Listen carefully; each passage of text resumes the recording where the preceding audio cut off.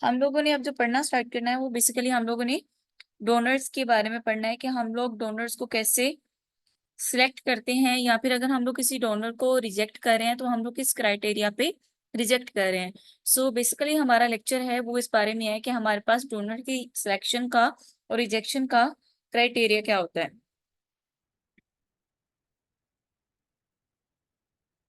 इससे रिलेटेड कोई चीज आपके जहन में हो?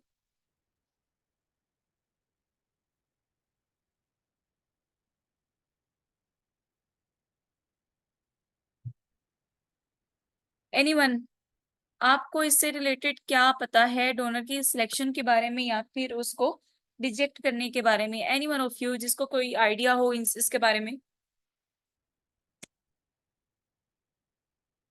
मैम उसकी एज भी चेक की जाती है। एज भी चेक की जाती है as well as wait.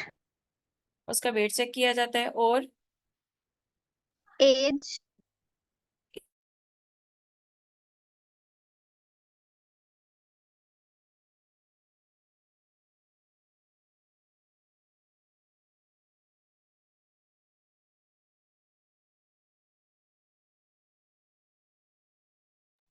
Wait check किया जाता है, उसकी उसे कोई डिजीज तो नहीं है ये चेक किया जाता है। इसके अलावा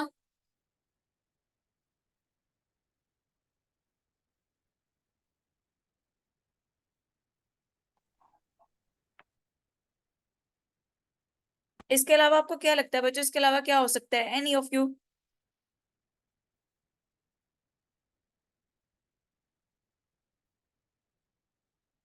ये चल ले, लास्ट ब्लड कब दिया था उसने? Okay, very good. Next,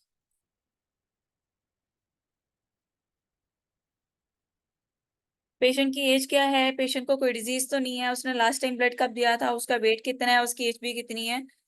that's all right. Obviously ये सारा कुछ चेक किया जाता है। ये हमारे पास क्या है, ये इसकी सिलेक्शन को जब हम लोग डोनर की सिलेक्शन कर रहे होते हैं बेसिकली उस टाइम पे हम लोग चेक करते हैं कि ये सारी चीजें एक पर्सन में। सबसे पहले तो हमें डोनर्स की जरूरत क्यों है? ऑब्वियसली पेशेंट्स को, ऐसे पर्सन जिनको ब्लड की जरूरत है, ऐसे बच्चे जो कि थैलेसीमिया के मरीज हैं या किसी भी डिसऑर्डर्स, कोई भी डिसऑर्डर है उनको, या फिर उनको हिमोलिटिक एनीमिया की तरफ जा रहे हैं, हिमोलिसिस उनको इतना ज्यादा हो गया है, इन सारे केसेस में क्या होता है, इन सारे केसेस में हमें क्या होता है, हमें रिक्वायर्ड होता है ब्लड जो कि उस पर्सन को लगेगा।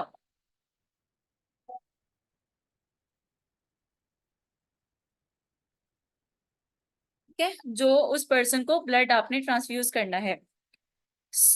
जब हम लोग बात कर रहे हैं related to blood selection donor का, हम लोगों ने पर्सन को ब्लड ट्रांसफ्यूज करना है तो उसको ट्रांसफ्यूजन को सेफ बनाना है फॉर बोथ पर्सन। दोनों पर्सन कौन? रेसिपिएंट जिसको ब्लड लगना है, जिसको ट्रांसफ्यूजन होनी है, और दूसरा पर्सन वो जिसको ब्लड लगा है।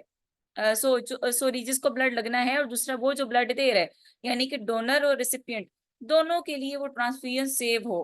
ठीक है, जो दे रहा है ना उसको कोई मसला हो, जो ले रहा है ना उसको कोई मसला हो। ठीक, इस तरह करके होता है। हमारे पास हमारे आज जो लेक्चर है उसमें बेसिकली हम लोग पढ़ेंगे कि डोनर की सिलेक्शन कैसे कर रहे हैं, हमारे पास डोनर होते कौन कौन से हैं, उनको हम लोग कैसे सिलेक्ट करते हैं, डोनर की रजिस्ट्रेशन कैसे की जाती है, और उनका फर्दर आप एग्जामिनेशन कैसे करते हैं, उनसे क्वेश्चनर जो आप पूछते हो वो क्या कुछ होते हैं, फर्दर जो उनकी लैब इन्वेस्टिगेशन करवाई जाती है। बेसिकली हमारी मेरी करने की बात यह है कि आज हमारा जो फोकस है ऑन द डोनर। डोनर को आप किस तरीके से सिलेक्ट करोगे और उससे ब्लड ड्रॉ करोगे, और किस तरह से फर्दर आप ट्रांसफ्यूजन के लिए क्या क्या क्राइटेरिया यूज करते हो। बात करते हैं सबसे पहले हम लोग अपने इसके बारे में। ब्लड जो डोनेशन है, ब्लड डोनर की सिलेक्शन का क्राइटेरिया क्या होता है, उसमें बेसिकली हम लोग को ये देखना होता है कि हमारे पास जितने भी क्राइटेरिया जो कि हम लोग फर्दर इंशाल्लाह पढ़ते हैं उसमें हमारे पास जो डोनर है वो उन सब क्राइटेरिया के ऊपर ओके बैठ रहा है। जो आप ब्लड ले रहे हो वो डोनर के लिए भी सेफ है, और एज वेल एज वो अपना आपका जो रिसिपिएंट है वो उन दोनों के लिए सेफ है कि नहीं है। आपने दोनों को सेफ रखना है। ठीक है, आपने क्या करना है, दोनों को सेफ रखना है। सो ब्लड कलेक्शन, सबसे पहले हमने अभी बात की कि ब्लड कलेक्शन कर रहे होते हैं। सो हमारे पास जो डोनर हैं, डोनर सबसे पहले हम बात करते हैं कि डोनर जो आप ले रहे हो, सो बेसिकली वो डोनर कौन कौन से टाइप्स के हैं। डोनर हमारे पास मेजरली 4 तरह के होते हैं। नंबर 1 पे वॉलंटियर्स। सबसे पहले कहा जाता है कि वॉलंटियर सामने आए, लाइक मैं हूँ, मैं जाऊँ ब्लड बैंक में और मैं उन्हें कहूँ कि मैं वॉलंटियर हूँ और मैं इस टाइम पे ब्लड डोनेट करने आई हूँ। मुझे नहीं पता किसी पर्सन को ब्लड की जरूरत है इस टाइम पे कि नहीं है, I have no idea about anything, but मैं ब्लड बैंक में गई हूँ and I said to them कि मैं यहाँ डोनेशन करने आई हूँ। सो दैट इज ये कि मैं वॉलंटरली वहां पे गई हूँ, तो इसे कहेंगे वॉलंटरी डोनर्स। ठीक है। दूसरे होते हैं रिप्लेसमेंट और रिलेटिव डोनर्स। अब रिप्लेसमेंट या रिलेटिव डोनर्स क्या होते हैं कि जो के पर्सन की या पेशेंट जो है उसकी कोई नीड को फुलफिल करने के लिए, उसकी नीड क्या है, उसकी नीड है ब्लड की नीड है, उसकी वो उस नीड को रिप्लेस करने के लिए, उसकी उस नीड को पूरा करने के लिए वहां पे गए हैं, तो इन्हें हम कहते हैं रिप्लेसमेंट या फिर रिलेटिव डोनर्स, जो के पेशेंट के अटेंडेंट्स खुद अरेंज करते हैं। ठीक है। वो उन्हें क्या कहते हैं कि भाई हमारा ये फलां जो मरीज है, हमारा ये फलां माँ बहन बीवी बेटी एनी पर्सन जो कि उनका है, भाई है, हॉस्पिटल में है, उसको ब्लड की जरूरत है, तो फलां जो उनका रिलेटिव है वो आ जाएगा। ये कम्युनिटी में जो उनका जानने वाला पर्सन है वो उसको रिक्वेस्ट करेंगे कि भाई आपका ये ब्लड है, सेम ब्लड ग्रुप है, तो आप हमारे साथ चलें और आप ब्लड डोनेट करें। इसे हम कहते हैं रिप्लेसमेंट या फिर रिलेटिव डोनर्स। तीसरी कैटेगरी होती है जो होती है प्रोफेशनल या फिर कमर्शियल डोनर्स। और इस डोनर्स वाला जो हमारे पास टाइप है, इसमें सबसे ज्यादा वो लोग आते हैं जो कि ब्लड डोनेशन के जरिए से पैसे कमाते हैं। ठीक है। जो क्या करते हैं, ब्लड डोनेशन के जरिए से पैसे कमाते हैं। लाइक इनमें से एक बहुत बड़ी तादाद लोगों की जो कि प्रोफेशनल या फिर कमर्शियल डोनर्स के तौर पे सामने आती है, वो होते हैं नशई हजरात। एडिक्ट एडिक्ट जो पेशेंट्स होते हैं वो होते हैं, वो इस वजह से सामने आते हैं, वो आगे आके अपना ब्लड देना चाहते हैं क्योंकि उन्हें जरूरत होती है अपनी अद्वियात की, उन्हें जरूरत होती है अपने नशे की। सो अक्सर लोग जो होते हैं एडिक्ट पर्सन। मैम, जी जी बेटा। एडिक्टिव पर्सन का जो है ब्लड लेना बेटा अभी तो मैं सिर्फ आपको बता रही हूँ होता कि है। पाकिस्तान में एक बात होती है कि ये लोग सामने आते हैं, लेकिन फर्दर पर जब टेस्टिंग की जाती है और एज वेल एज पेशेंट की पूरी एग्जामिनेशन किया जाता है, तो उस टाइम पे रेफर हो जाते हैं। अभी तो हम लोग सिर्फ बात ओके कर मैम। रहे हैं कि टाइप्स ऑफ डोनर्स हैं, उसमें मैं आपको बता रही हूँ हर person professional person addict person नहीं होता। आई जस्ट सेड कि मेजोरिटी इसमें एडिक्ट पर्सन की आ जाती है सामने। मैं ये नहीं कह रही कि उनका ब्लड ले लिया जाता है, मैंने आपको ये बोला कि वो अपने आप को प्रोफेशनल डोनर के तौर पे सामने लेके आते हैं कि हम ब्लड डोनेट करेंगे, लेकिन हम लोग उनका ब्लड लेते नहीं हैं क्योंकि वो डेफर्ड में आते हैं। प्रोफेशनल में बेसिकली अगर हम लोग सीधी तरह बात करें, तो प्रोफेशनल या फिर कमर्शियल डोनर्स में हमारे पास वो लोग आते हैं जो कि पैसों के एवज अपना ब्लड सेल करते हैं। वो कहते हैं कि आप भी हमारा खून ले लें और बदले में हमें इतने पैसे आपसे चाहिए। अटेंडेंट्स के साथ उनकी ये बात हुई होती है कि हमें बदले में पैसे चाहिए। और इवन आपको पता है ब्लड ब्लैक में सेल होता है। इवन ब्लड जो है वो ब्लैक में सेल होता है, जो कि ये बातें सुनने में आई हैं।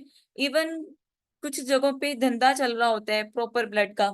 आई think so our teacher told us about a movie that name was Laal. Laal movie है जो कि ब्लड बैंकिंग से रिलेटेड है। आप लोग अगर कोई इंटरेस्टेड हो तो देखिए, लेकिन अल्लाह ताला मुझे उसका गुनाह ना दे। उसमें आपको ये प्रोफेशनल या फिर कमर्शियल जो ये काम चल रहा होता है ब्लड का सेल करने से रिलेटेड, उसके बारे में काफी ज्यादा बताया गया है। और देन हमारे पास आते हैं ऑटोलोगस डोनर, जिनके बारे में हम लोगों ने काफी डिटेल में बात की थी। एक पर्सन अपना ब्लड अपने आप को ही डोनेट करता है, तो उसे हम कहते हैं autologous donors. Voluntary donors obviously सबसे बेहतर होते हैं। ठीक है। रिप्लेसमेंट या फिर रिलेटिव डोनर्स में भी हमारे पास प्रोफेशनल डोनर्स आ सकते हैं। लाइक हो सकता है कि आप किसी रिलेटिव को ही बोलो कि भैया मैं आपको आप आ जाओ प्लीज, या किसी कम्युनिटी के पर्सन को बोलो जाके कि भाई तुम अपना ब्लड दे दो, बदले में मैं तुम्हें पैसे दूंगा या फिर मैं अपनी फलां चीज तुम्हें दूंगा। तो उसमें भी प्रोफेशनल जो डोनरिज्म वाला काम है वो आ सकता है। और एज वेल एज एक और डोनेशन होती है रिप्लेसमेंट या फिर रिलेटिव डोनर्स में, कि रिलेटिव जाके कहे कि ये मेरा ब्लड है और ये मेरे फलां पेशेंट मेरा है, ये उसको ही लगना है। यानी कि डोनर की इंस्ट्रक्शन है कि मेरे फलां वाला पेशेंट मेरा है और ये मेरा जो ब्लड है आपने किसी और को नहीं लगाना, आपने ये मेरे पेशेंट को लगाना है। सो ये इसे हम कहते हैं डायरेक्टेड डोनेशन, यानी कि जिसमें आप डायरेक्शन दे रहे हो, जिसमें आप उसे बता रहे हो ब्लड बैंक वालों को कि मेरा खून मेरी मर्जी। Is that okay? मैम, हम्म। तो ये डायरेक्टेड डोनेशन तो हम लोग वो भी कह सकते हैं ना, बेटा ये डायरेक्टेड जो हमारे पास डायरेक्टेड डोनेशन है वो बेसिकली रिप्लेसमेंट यहाँ पे रिलेटिव डोनर्स में ही आ रही होती है। अब यहाँ पे क्वेश्चन बनता है कि पाकिस्तान में सबसे ज्यादा डोनर्स कौन से वाले हैं?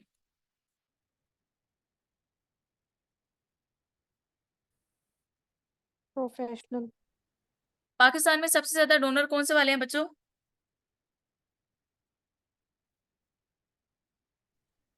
प्रोफेशनल। हाँ, हम कहते हैं कि हमारा वॉलंटियर। बच्चे पाकिस्तान में रिलेटिव यहाँ पे रिप्लेसमेंट डोनर सबसे ज्यादा है। हर अटेंडेंट अपना ऑलमोस्ट जो पर्सन है उसका ब्लड खुद जो है वो अरेंज कर रहा होता है। ऐसा है कि नहीं है?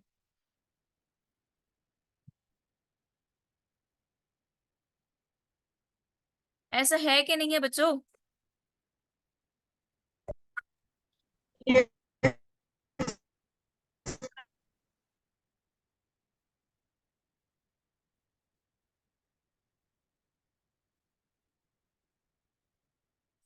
तो ऐसा है, ठीक है। पाकिस्तान में काफी हद तक जो रिप्लेसमेंट या फिर रिलेटिव डोनर हैं वो ज्यादा कॉमन है।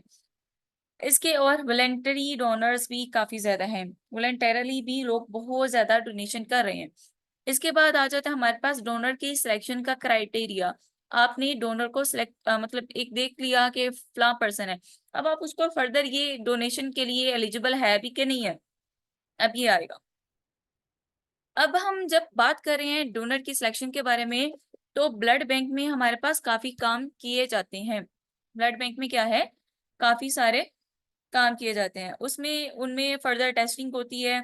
अब कंसेंट होती है नंबर वन पे, तो कंसेंट के जो हमारे पास डोनर है वो चाह भी रहा है कि वो ब्लड डोनेट करे या फिर उसको जबरदस्ती उठा के ले आए कि भाई अपना खून दो। दूसरा, उससे क्वेश्चनिंग की जाती है, यानी कि that is an interview kind of thing. उससे क्वेश्चन पूछे जाते हैं, उसका फिजिकल एग्जामिनेशन किया जाता है, उसके फर्दर लेबोरेटरी टेस्ट वगैरह किए जाते हैं। उसके बाद एक डोनर सेलेक्ट होता है। डोनर की रजिस्ट्रेशन आ गई है, तो उसमें आप क्या देखोगे कि डोनेशन का डेट क्या है, टाइम क्या है। अब उसको रजिस्टर करना स्टार्ट कर रहे हो। उसका नेम क्या है, फर्स्ट नेम क्या है, लास्ट नेम क्या है, उसका मिड नेम क्या है उसका। I have no idea what you are ma'am saying उनसे बेटा। कौन सा सवाल? मुझे आपकी आवाज नहीं आ रही बेटा। Just give me a minute में अभी आई।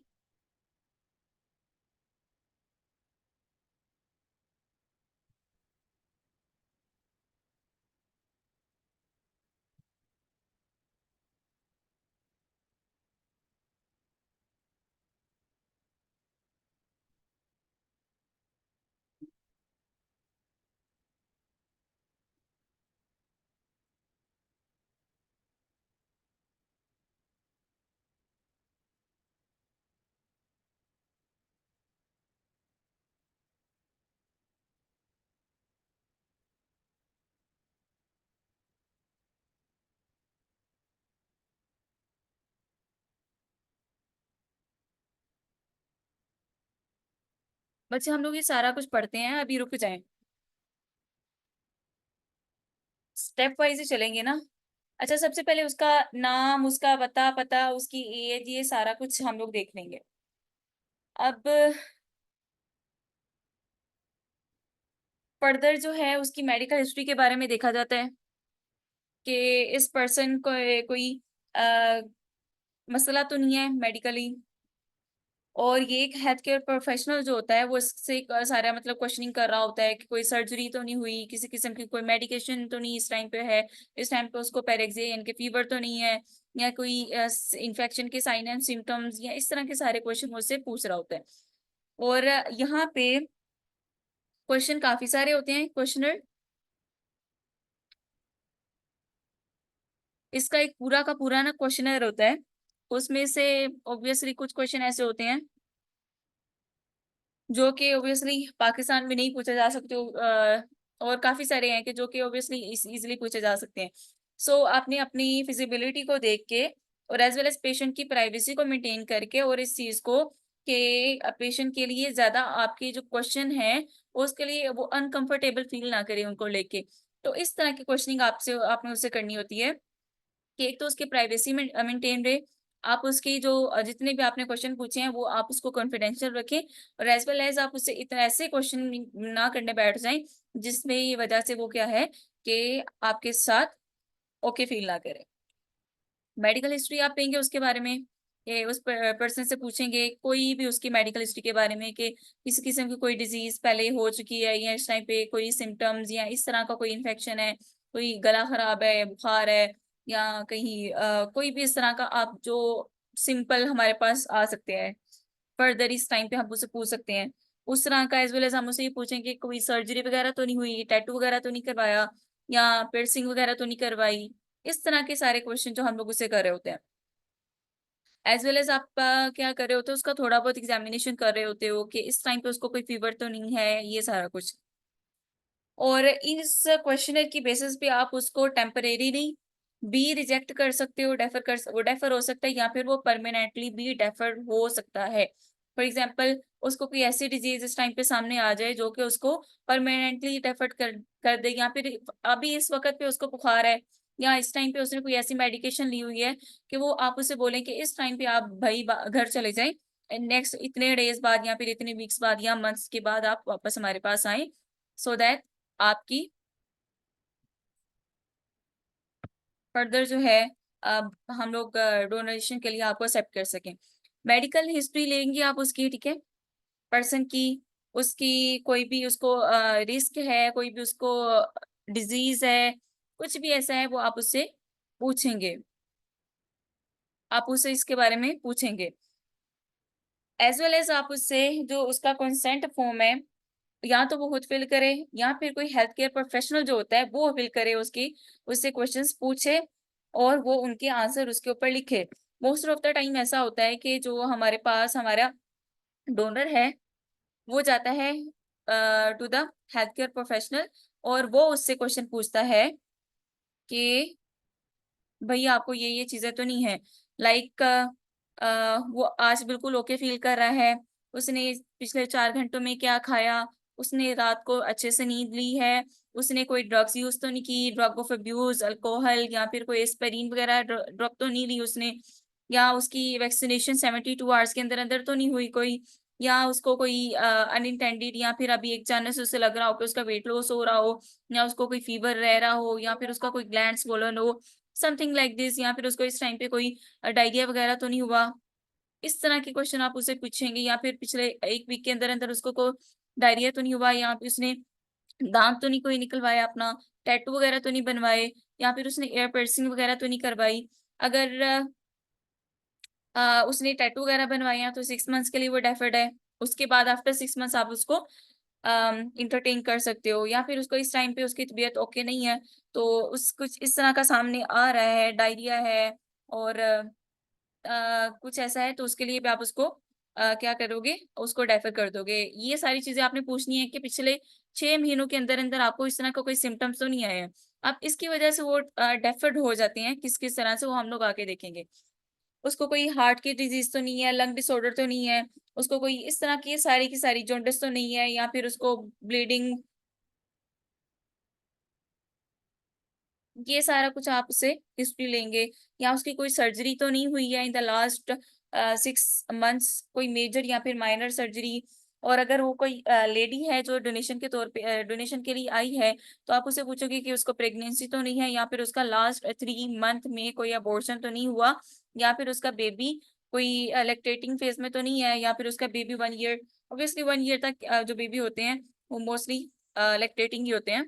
सो इस तरह की हिस्ट्री आपने उनसे लेनी है। Is that okay?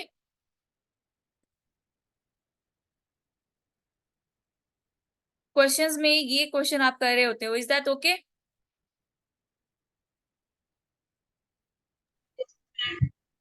अच्छा, अब जब आपने ये सारा कुछ पूछ लिया तो ये आपके लिए किस तरह से एडवांटेशियस हो सकता है? एडवांटेजेस क्या क्या हो सकते हैं? नंबर 1 पे तो आप ये चीज इसमें देख लोगे कि ये पर्सन को आपने फर्दर नेक्स्ट स्टेप के लिए लेके चलना है कि नहीं, या फिर आपने इसको इसी वक्त टेम्परेरीली कुछ ड्यूरेशन के लिए, या फिर परमानेंटली डेफर्ड कर देना है। कुछ कंडीशन ऐसी होती हैं जो किस टाइम पे सामने आती हैं कि जिसकी वजह से आप पर्सन को, पेशेंट को, जो डोनर है उसको for the life long time के लिए उसको डेफर कर देते हो कि वो डोनेशन नहीं दे सकता, ब्लड की, पैसों की दे सकता है। और आपने उससे इम्पोर्टेंट क्वेश्चन ही पूछने हैं, और इरेलीवेंट क्वेश्चन जो है आपने वो नहीं पूछने हैं कि उसकी वजह से उसकी प्राइवेसी मेंटेन रहे। आप उसे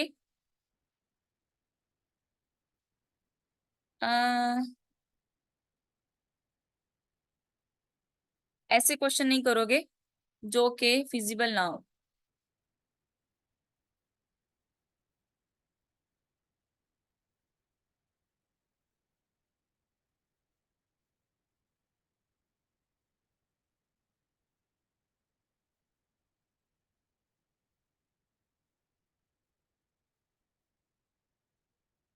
अच्छा, एज वेल एज आप उससे इन्फॉर्मेशन ले सकते हो, डोनर का नेम है, उसका फादर, हस्बैंड, ये सारा कुछ हम लोग बात कर चुके हैं।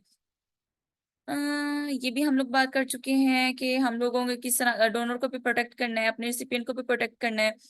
अब ये सारा कुछ हो गया, आपने उससे सारे क्वेश्चन वगैरह कर लिए हैं, ठीक है, क्वेश्चन आपका हो चुका है। देन फर्दर आप उसका हेल्थ चेक करोगे। अब हेल्थ चेक में आपका अभी अभी हम लोग जो बात कर रहे थे काफी ज्यादा इंपॉर्टेंट वो ये था कि आप उसका वेट देखोगे, आप उसकी एज भी देख रहे हो, ऑब्वियसली वो आपने स्टार्ट में जब आपने उससे इन्फॉर्मेशन ली तब देख लिया, एज वेल एज आप उसका वेट देखा आपने, उसके एचबी वगैरह ये सारी चीजें, और आप उसका बीपी वगैरह मॉनिटर करोगे। हेल्थ चेक आप उसका करोगे, ठीक है, बिफोर डोनेशन। अब उसमें आप क्या क्या पैरामीटर चेक कर रहे होते हो, आप देख रहे होते हो पर्सन जनरली कैसा नजर आ रहा है। सामने से जब आप उसको देख रहे हो तो पर्सन जो है वो हेल्दी नजर आ रहा है, उसकी एज कितनी है। डोनेशन के लिए बेसिकली हमारे पास 18 से 60 साल की एज रिक्वायर्ड होती है। वेट कितना है, ऑलमोस्ट कोई 45 से स्टार्ट होना चाहिए वेट। 45 केजी है तो 350 ml तक वो ब्लड डोनेट कर सकता है। और अगर वो मोर देन 55 है, या फिर 55 या मोर देन 55 है केजी उसका वेट है, तो वो 450 ml ऑफ ब्लड दे सकता है वेट के हिसाब से। अगर वो 45 केजी से कम है तो वो ब्लड डोनेट नहीं करेगा। ब्लड प्रेशर उसका सिस्टोलिक जो है और डायस्टोलिक है, आपने वो मॉनिटर करना है। डायस्टोलिक जो है वो उसका 50 to 100, और जो उसका सिस्टोलिक है वो 100 to 180 तक होना चाहिए। पल्स उसकी नॉर्मल होनी चाहिए, 60 to 100 बीट्स पर मिनट होनी चाहिए, और रेगुलर होनी चाहिए। टेम्परेचर उसको नहीं होना चाहिए, फीवर उसको नहीं होना चाहिए, और उसका 37.5 डिग्री सेल्सियस ही होना चाहिए। फिजिकल असेसमेंट आप उसकी करोगी, आप उसको देखोगे कोई उसकी बॉडी के ग्लैंड स्वोलन तो नहीं है, उसको कोई स्किन पे रैशेस तो नहीं हुए हैं, किसी किस्म का उसको वेनी पंक्चर या फिर नीडल प्रिक तो नहीं हुआ जो कि नजर आ रहा हो सामने, या फिर आपको ऐसा तो नहीं लग रहा कि पर्सन एडिक्टेड पर्सन है।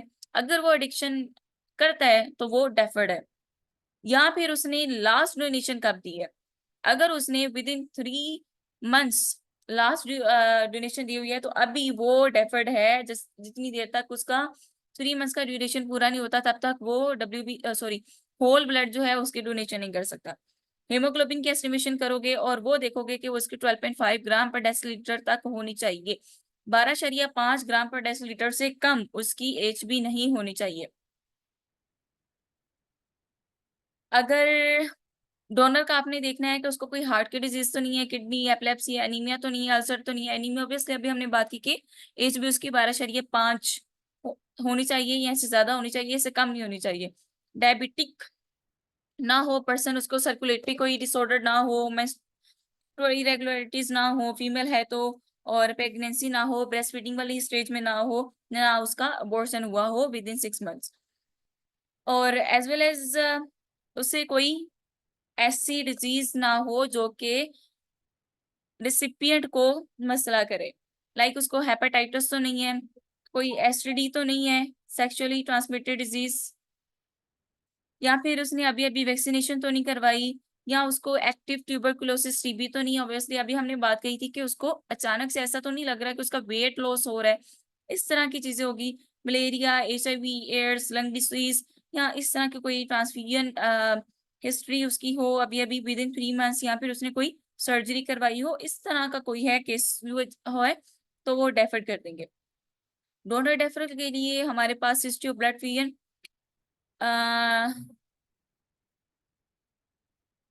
ब्लड ट्रांसफ्यूजन के लिए अगर उसने दिया है तो बच्चों 3 मंथ्स का ड्यूरेशन होता है, 6 मंथ्स का नहीं होता। माइनर सर्जरी है तो 3 मंथ्स, मेजर सर्जरी है तो 6 मंथ, अल्कोहलिज्म है तो उस वक्त तक दे सकता है जिस टाइम तक उसमें बेटा 1 यूनिट, और 1 यूनिट में हमारे पास ऑलमोस्ट 450 ml आता है। और ये भी हमारे पास जो ब्लड की डोनेशन होती है वो डिपेंड करती है कि पर्सन का वेट कितना है, उसका वेट के हिसाब से उसका डिपेंड करता है कि वो कितना ब्लड डोनेट कर सकता है। Is that okay? ऐसा नहीं है कि एक पर्सन आपके पास आया है, वो सारा डोनर के क्राइटेरिया पे बिल्कुल मैच बैठ रहा है और आप उसमें से 2 यूनिट निकाल लो। आप एट अ टाइम सिर्फ 1 यूनिट उसमें से निकाल सकते हैं। इज दैट ओके ना मारिया नासिर?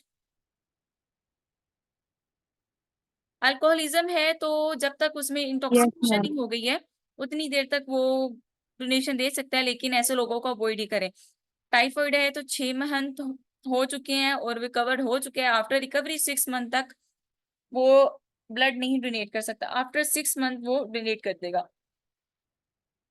मलेरिया है या फिर ऐसा कुछ है तो नॉन इंडेमिक है तो 6 मंथ्स, और अगर इंडेमिक एरिया में है तो वो 3 मंथ्स।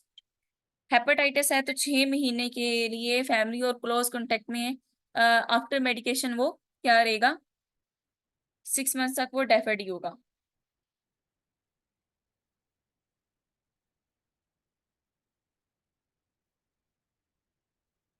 एज वेल एज अगर इम्यूनाइजेशन करवाई है तो 24 आवर्स के लिए, और अगर रेबीज वैक्सीनेशन है तो 1 साल तक आफ्टर बाइट।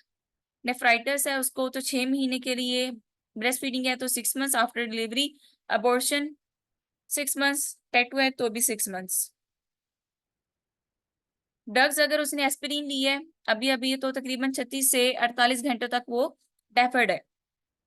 अगर उसने ये सारी मेडिकेशन जो यहाँ पे लिखी हैं तो उसके हिसाब से इसके ऊपर टाइम लिखा हुआ है, और अगर वो पेशेंट डायबिटिक है, इंसुलिन पे है, तो वो परमानेंटली फॉर लाइफ लॉन्ग वो कभी भी अपना ब्लड डोनेट नहीं कर सकता। एंटीबायोटिक्स ली हैं, अगर उसका इन्फेक्शन है, इन्फेक्शन की वजह से उसने एंटीबायोटिक ली है, जब तक इन्फेक्शन रिकवर नहीं करेगा आप उसका ब्लड नहीं ले सकते हो। स्टीरॉइड्स वगैरह लिए हैं तो फिर आप ले सकते हो उसका ब्लड। ब्लड प्रेशर मेडिकेशन ले रहा है, ब्लड प्रेशर ओके है, देन आप उसका ले सकते हो। लेकिन कोशिश करनी चाहिए कि ऐसे पर्सन को आप डेफर ही रखो, हेल्दी पर्सन को सामने लेके आओ। मल्टीविटामिन्स ले रहा है कोई, सप्लीमेंट्स वगैरह ले रहा है, तो इस केसेस में आप उसका ब्लड ले सकते हो। हेप बी की वैक्सीनेशन है तो 7 डेज के लिए उसका डेफर्ड है। टाइफाइड वगैरह ये सारा कुछ लिया तो 2 वीक के लिए। चिकन पॉक्स, MMR, ये वैक्सीनेशन की बात करें कि ये वैक्सीनेशन वगैरह जब करवाते हो तो तब आप कितनी ड्यूरेशन के लिए डेफर्ड कर देते हो उस पर्सन को। अगर एक पर्सन को कैंसर है, हार्ट डिजीज है, ब्लीडिंग कोई डिसऑर्डर है, उसको डायबिटीज है, इंसुलिन डिपेंडेंट डायबिटीज है, हेप बी का इन्फेक्शन है, एज वेल एज उसको क्रोनिक नेफ्राइटिस है, या फिर एड्स, HIV, STD के साइन एंड सिम्टम्स हैं, या फिर उसको ये डिसीजेज हैं, तो भी आप उसको रिजेक्ट कर देंगे। Tuberculosis, polycythaemia vera, asthma, epilepsy, leprosy, schizophrenia, endocrine disorders, इन केसेस में आप उनको डेफर्ड करते हो।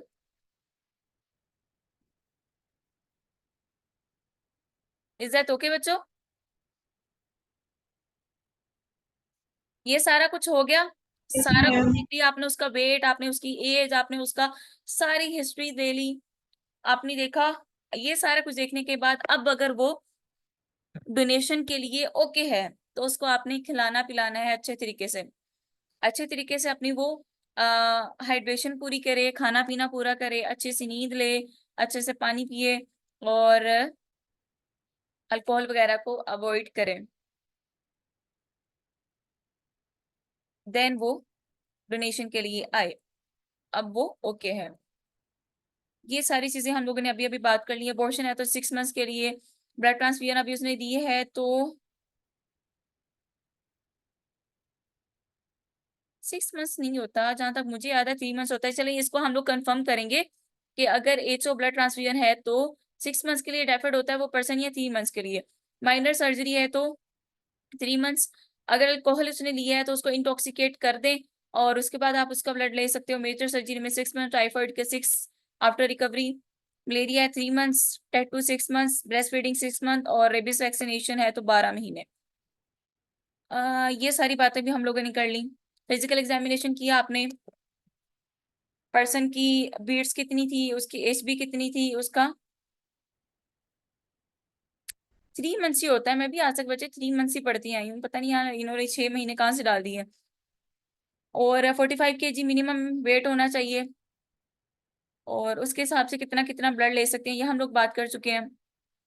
लैब इन्वेस्टिगेशन करेंगे आप, उसका एच बी हेमाटोक्रिट चेक करेंगे। डोनर का एच बी 12.5 से 18 तक होनी चाहिए। हेमाटोक्रिट यानी कि पीसीबी उसका 38 से 52 तक होना चाहिए। प्लेटलेट्स उसके 1.5 लाख तक होने चाहिए। और WBC complete blood count CBC आपने उसका करवा लेना है। अब एच बी आप किस तरह से ब्लड बैंक में चेक कर सकते हो, उसमें काफी सारे मेथड हैं। उसमें कॉपर सल्फेट जो गैबोमेट्रिक मेथड है वो भी यूज हो सकता है, लेकिन मोस्टली आप कोशिश करें कि आप CBC ही करवाएं। और यहाँ पे आप काफी सारे मेथड लिखे हुए हैं जो कि पहले ही ऑब्वियसली यूज होते थे, लेकिन अभी हमारे पास सबसे प्रेफर्ड वे जो है वो यही है कि आप उसकी CBC करवाएं। साइनमेट हीमोग्लोबिन स्पेक्ट्रोफोटोमेट्रिक मेथड ही यूज हो रहा होता है CBC में। हीमोक्यूज HB फोटोमेट्रिक का मेथड जो है उसके जरिए से आप कर सकते हो, क्लोरीमीटर के जरिए से कर सकते हो, या फिर आप ऑटोमेटेड हीमाटोलॉजी एनालाइजर यानी कि जिसमें आप CBC कर रहे हैं उसके जरिए से आप चेक कर सकते हैं।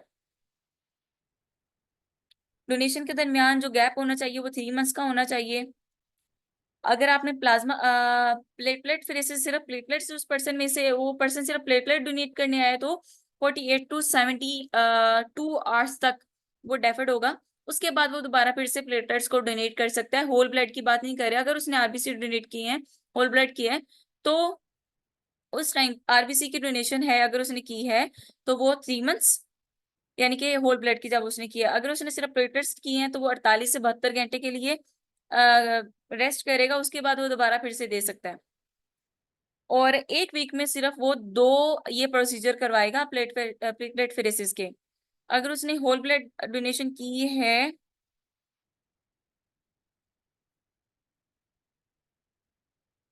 तो फिर उसको प्लेटलेट फेरेसिस के लिए 1 वीक का टाइम है, वरना 2 से 3 दिन। 3 मंथ्स तक वैसे यही होता है कि होल ब्लड जब आपने दे दिया तो आप डोनेशन नहीं करो।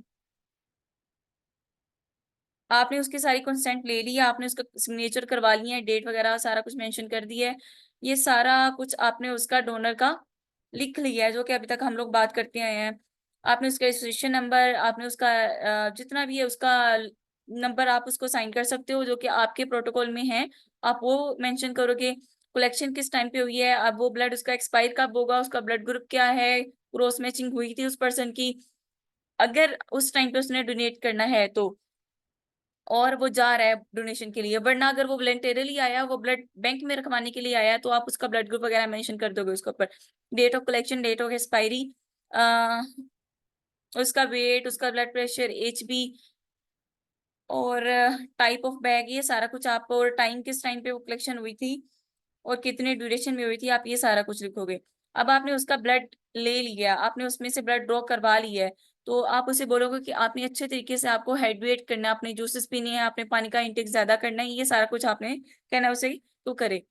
अच्छी डाइट ले, हेल्दी डाइट ले, जंक फूड को अवॉइड करें, बोतलें शोतलें कोल्ड ड्रिंक्स वगैरह ना पिए, और मेडिकेशन वगैरह जैसे एस्पिरिन इस तरह के अगर उसने प्लेटलेट्स डोनेट किए हैं तो एस्पिरिन वगैरह वो ना दे।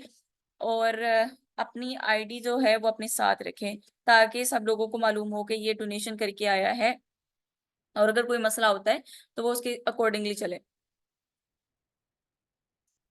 एक्सरसाइज नहीं करनी मैम आफ्टर डोनेशन, उसको स्ट्रेनस एक्सरसाइज ना करे वो, और फौरन से उठ के अक्सर लोग भागना शुरू हो जाते हैं तो उस टाइम पे बड़े जिम वाले लोग भी गिर जाते हैं। इस चीज का ध्यान रखना चाहिए कि फौरन से स्ट्रेनस एक्सरसाइज नहीं करनी, ना आपने बहुत ज्यादा घूमना फिरना है, ना आपने ड्राइविंग करनी है, और